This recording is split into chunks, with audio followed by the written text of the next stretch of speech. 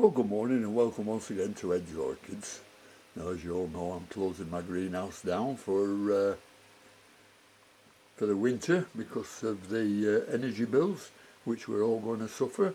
So I've started to bring some slippers inside, and I've got these on the windowsill now, and they're a mixture. I think there are 3 frags and 3 puffs, I think there are. But we'll go through them in a minute and I'll show you what they are. But this is a west facing window, and at the moment it's very cloudy here, so they're not getting any sun, so I'm leaving them here, and I've also got a fan blowing on them as well. I will show you that. There's a fan blowing on the plants, which will help in keeping fungus down if there's any arises. Now the plants are, the first one is Phragmipedium caudatum, and it's got 1, 2, 3, 4 growths on it. I've had this since it was a little small seedling, and it's doing very, very nicely. It's 4 growths on there. They grow quite easily, very slow though, and they require more water than you think.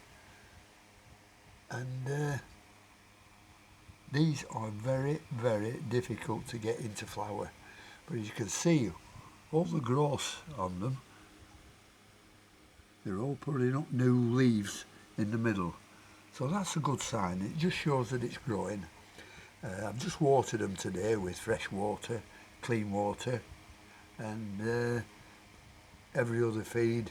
Well, on here they dry up about every 2-3 days, so they're getting watered every 2 or 3 days. I think it's the fan that's doing it, and the odd time we get little glimpses of sun here. So that's the caudatum.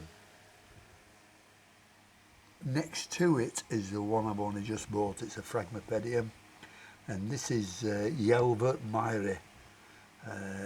Picked this up for a song. I see there's some on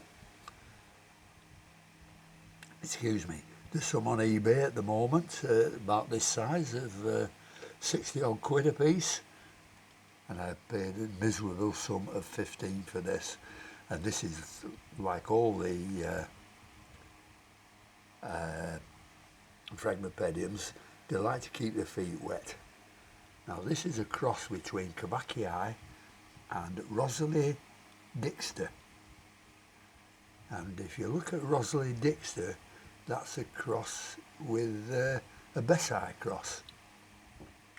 So really this is sort of halfway to being a Fritz Schomburg.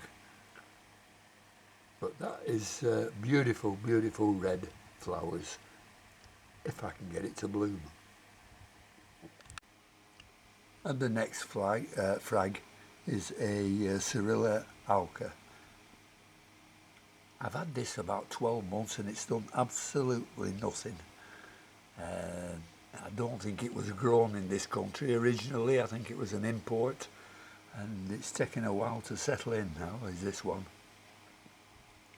So we'll move over now onto the Puffy petalums, and this is a Windowsills that has flowered, and this has got 1, 2, 3 growths on it, all putting new leaves up in the middle, so that's doing very, very nicely. This is a Prince Edward of York. That's also put a new leaf up in these last 12 months there, and they're absolutely gorgeous. That's a cross between Rothschildianum and Sandrianum, the king and the queen of Puffy petalums. And the last one here is a Puffy petalum Berenice. Now I've had this, what, 2, 3, 4 months, something like that. It had 2 growths on it and it did absolutely nothing. But since putting it in the window here and feeding it every 2 or 3 days, it has now started to put up a couple of new leaves on both growths. So that's a good sign. That's well into making a very nice plant. Now all of these are in bark and perlite or sponge rock, whichever term you need to use, but sponge rock being slightly bigger or quite a lot bigger than the normal perlite. I was lucky enough to get some sponge rock from a very good friend of mine who lives in Florida. So that's what they're in at the moment, and they're kept nice and damp. The temperature in here is probably around about 23 degrees and it drops down to about 13, 14 in an evening. So a good intermediate light and a nice drop in temperature from daytime to night time, you know, can only do these plants good. And I'm hoping by keeping them in here and looking after them the way I'm doing, because I've got plenty of time, we'll not have any trouble with mealybugs or scale. Hopefully.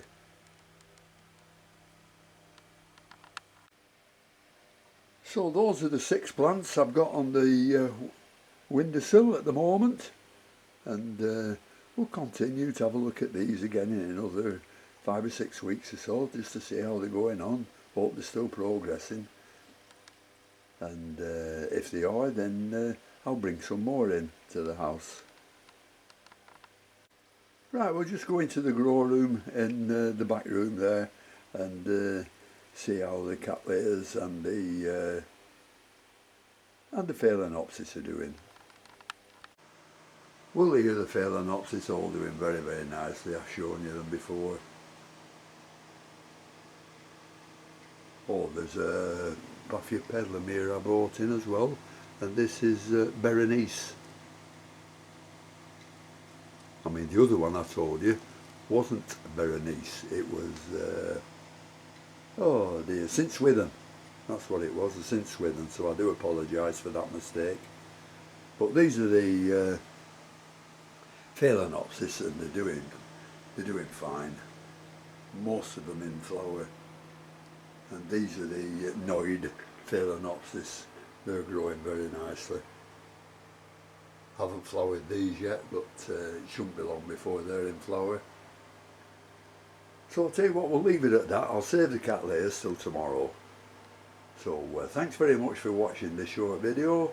Thank you to all my subscribers. If you haven't subscribed yet, I'd be much obliged if you did so. And everybody, take care, and thanks for watching.